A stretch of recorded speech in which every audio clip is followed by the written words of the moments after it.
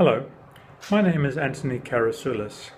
I live in deepest, darkest Victoria, although as I speak to you I am actually out of the country dealing with some family matters. Sorry I can't be with you in person. I'm doing a graduate diploma in chaplaincy.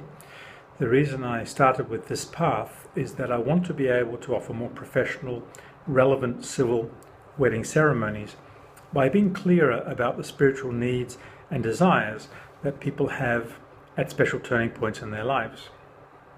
Today in Australia, over 70% of weddings are conducted by civil celebrants, many of these being conducted in a non-religious manner. This does not imply that a civil wedding is automatically a profane affair.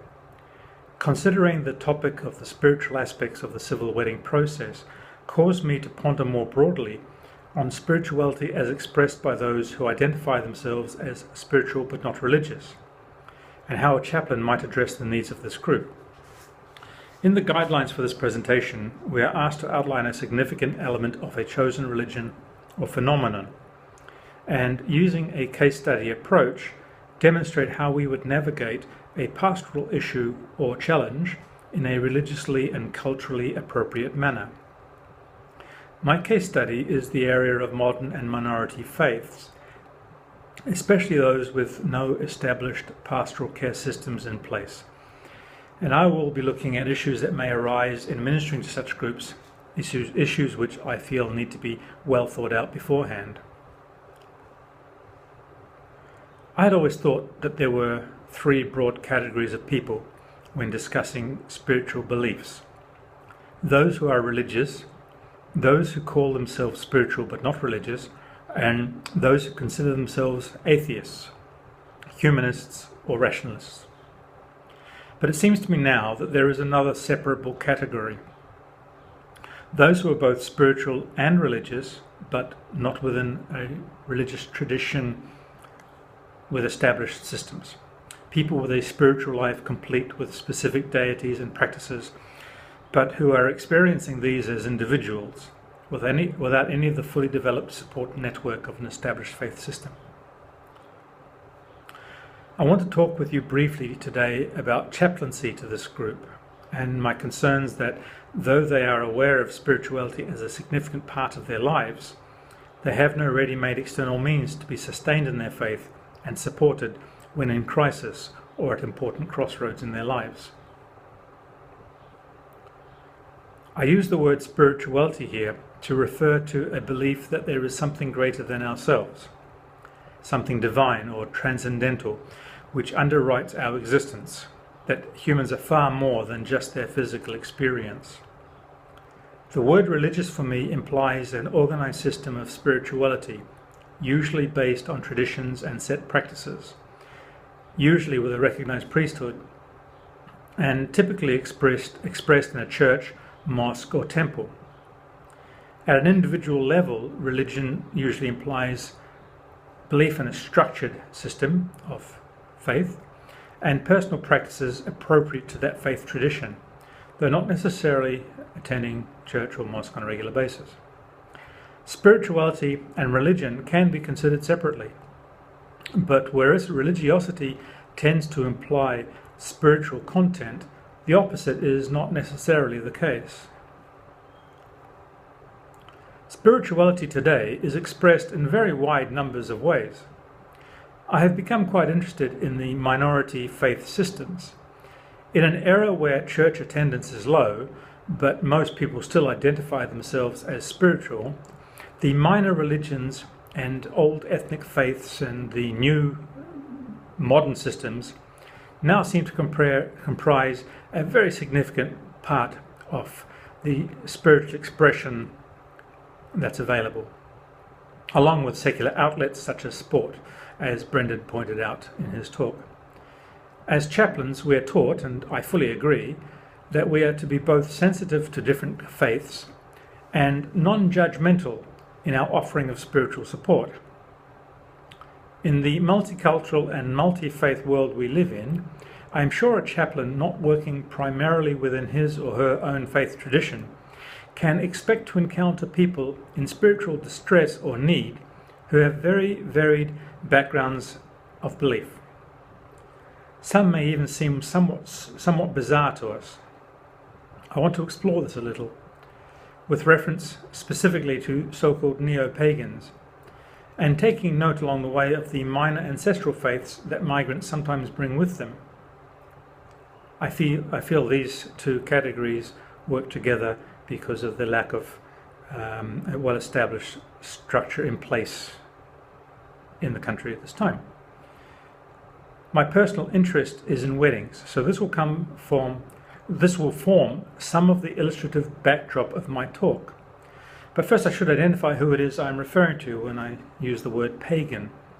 Please note that in the slides I have illustrated the definitions of pagan by using words of pagans themselves. The term neo-pagan is frequently used of groups who have taken on a spiritual path informed by their felt connection to the earth, ancestral links, and usually having a polytheistic worldview. This genre contains a great deal of variety. It is interesting that such pagan groups are proliferating worldwide, with a known resurgence of lost faith traditions occurring in every Western country, including such as Romuva in the Baltics, Suomensko in Finland, Dodekatheists in Greece, Druids such as the Order of Bards, Ovates and Druids in the UK, the Asatru community in Iceland, which is now a state-recognized religion, and so on. Among pagans there is the full gamut of interpretation, some believing in the actual existence of their ancient gods, others perceiving the deities and spirits as anthropomorphized universal forces. They typically have a worldview that is earth and nature-centered, but equally they have moral codes and ethical beliefs, just as respectable and adhered to as anyone else's, which they perceive as handed down from past generations. Many European pagan groups are based on authentic tradition, such as still kept alive by the Finnic Mari people in Russia, or as relayed in the Norse Edda and used by the modern Asatrua in Iceland.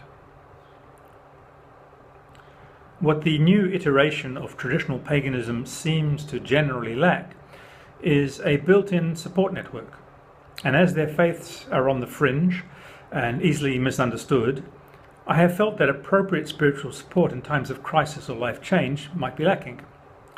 Perhaps these mechanisms will develop over time. Now, it is probably quite easy to immediately be suspicious that anyone calling themselves a pagan today, with all the connotations that might imply, is not entirely serious, and certainly modern paganism has attracted all kinds of people. At the extremes, it has been taken up, at least in appearance, by ultranationalists and outright skinhead fascists. However, it is important to not tar everyone with the same brush. From the pagans I have spoken with, the best analogy I come to for how they feel about being lumped in with what some might call the lunatic fringe is saying that all Muslims are jihadis, which of course is not true. I have found that if I listen carefully, I discover many serious people among these groups, with well-constructed philosophies and spiritual practices and properly defined moral codes. They have found a spiritual path that suits them and that they feel is relevant to them. Being a certified secular marriage celebrant probably and reasonably implies for most people ceremony without churchiness. However, members of some non-mainstream new faiths and minority religions seek out a like-minded celebrant and have a wedding built around their spiritual and/or religious beliefs. For example, I have heard of a Wiccan celebrant in Queensland who caters to the needs of that community for marriage with the trappings of their belief system.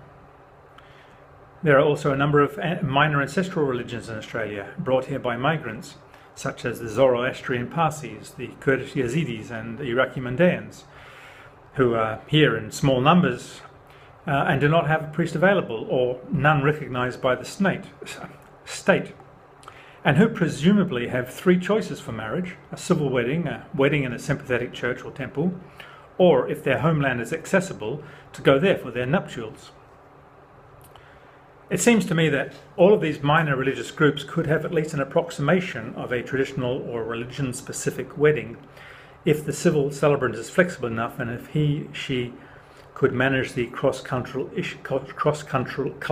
issues, as has occurred in this Zoroastrian example I give in Sydney.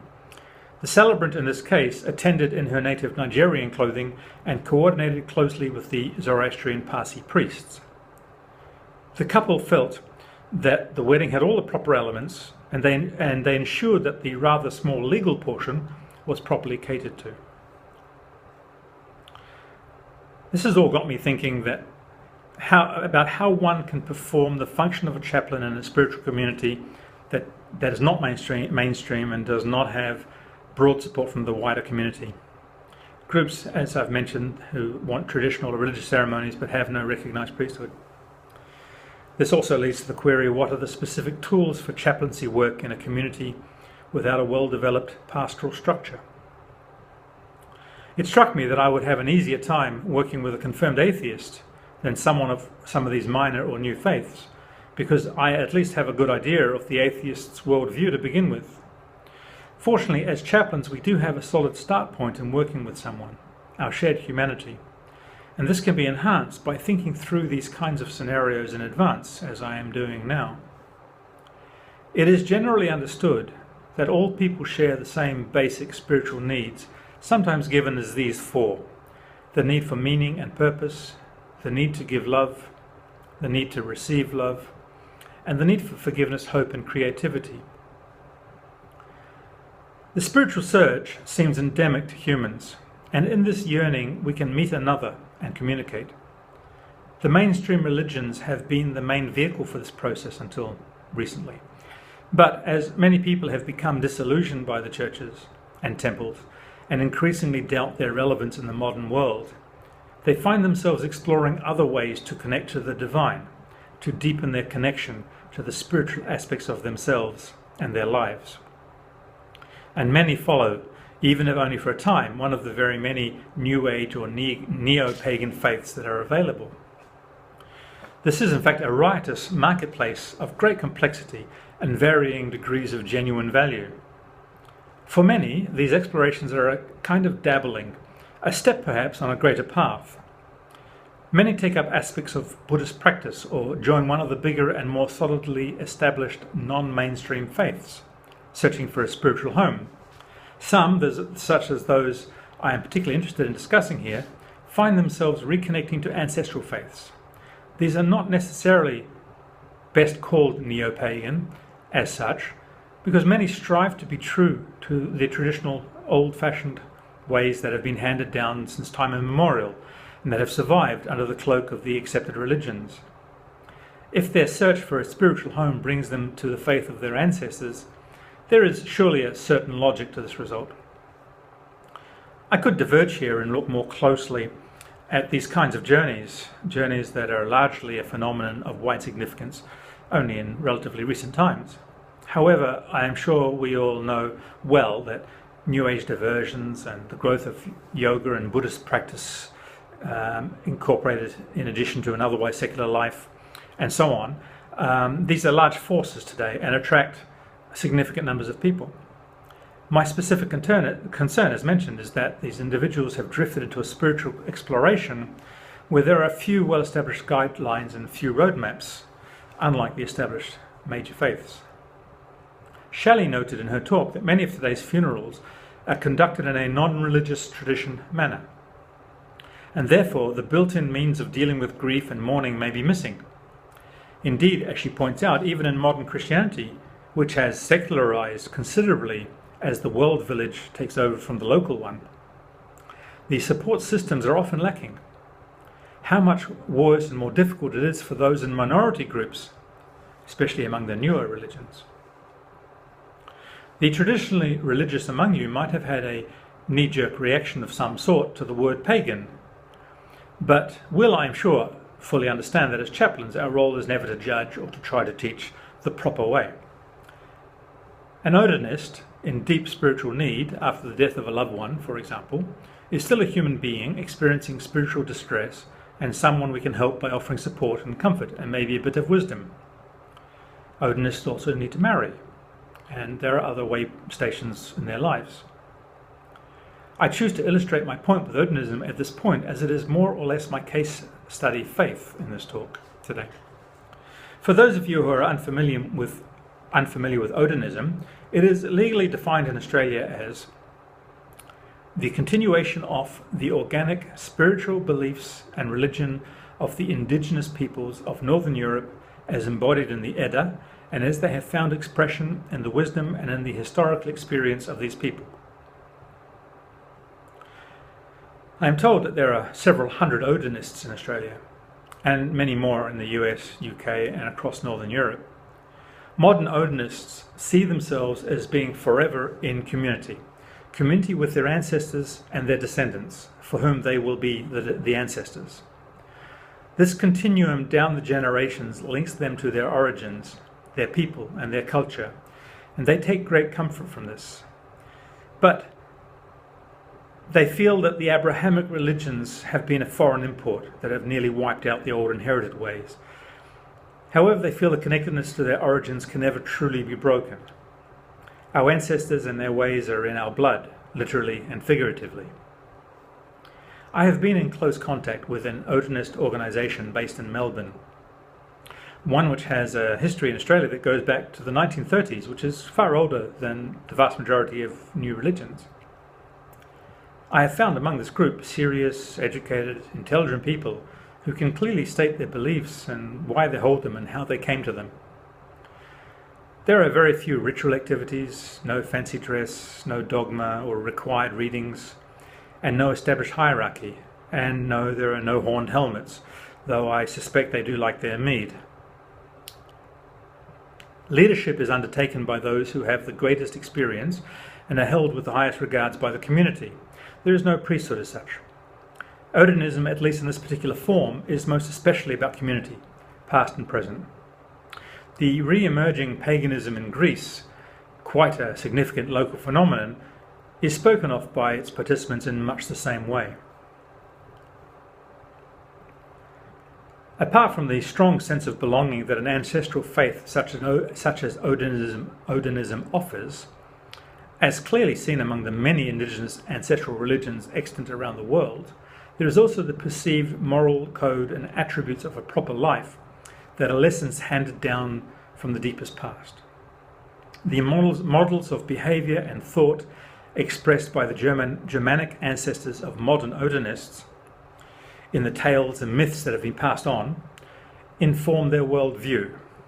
In a world where religion has become increasingly an individual affair, this path seems to me to be a drift back to a communal faith, but one which starts from the sense of personal relevance. Their connectedness and sense of community are essential things that many feel the mainstream religions in recent times have failed to offer or have failed to keep relevant.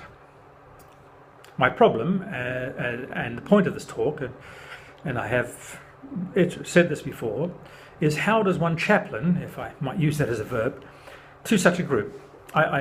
This concerns me. The chaplaincy course here in Murdoch, and presumably equally so elsewhere, while being very inclusive in the world, in the wide audit taken of spirituality and world religion today, is nonetheless essentially based on a Christian model. Now, this comment might need deeper discussion and development, but as my time is short, I hope you will forgive the bland statement for the moment.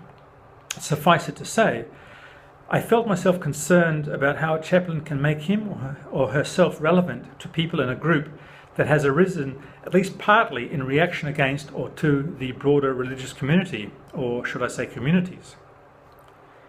First, I perceive that there might be a resistance to something that appears to be a Christian way of interacting and communicating.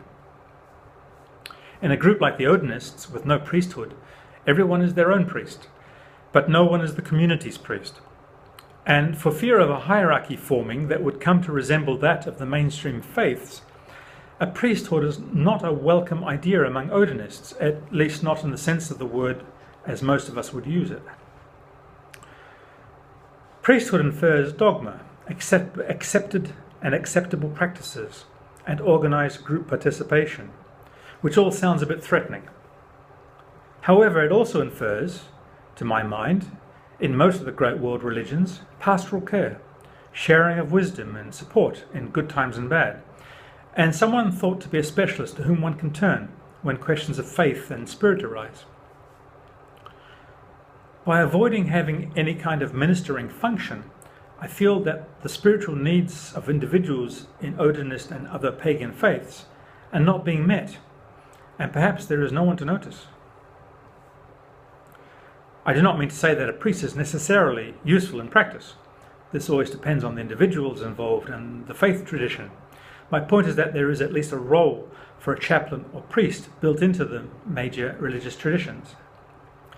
Those following a path that is more individual and who find themselves in a community that is determinedly based on personal freedom to pursue their faith in their own way are also often left without a guide when they hit the potholes we all find in our life's paths.